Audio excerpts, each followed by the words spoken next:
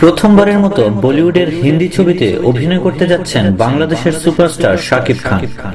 শাকিবের বিপরীতে নায়িকা হিসেবে থাকবেন বলিউডের জনপ্রিয় নায়িকা শ্রদ্ধা কাপুর। ছবিটি প্রযোজনা করবে জাজ মাল্টিমিডিয়া। জাজ মাল্টিমিডিয়ার একটি ঘনিষ্ঠ সূত্র এই তথ্য জানিয়েছে।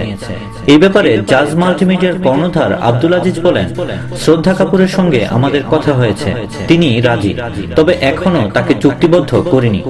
সামনের বছরই শুটিং এ যাব, সেভাবেই এগুচ্ছি। পরিচালনা করবেন মুম্বাইয়ের নামী এক পরিচালক, তবে গল্প হবে আমাদের। ছবিতে শ্রদ্ধার নায়ক কে হবেন সেটা এখনো চূড়ান্ত হয়নি, তবে ছবির হিরো হিসেবে বাংলাদেশের কোনো অভিনেতাই থাকবেন।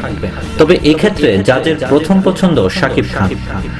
এদিকে জাজের এক বিশ্বস্ত সূত্রের তথ্য মতে শাকিব খানই হচ্ছেন জাজের প্রথম বলিউড ছবিতে শ্রদ্ধা কাপুরের নায়ক।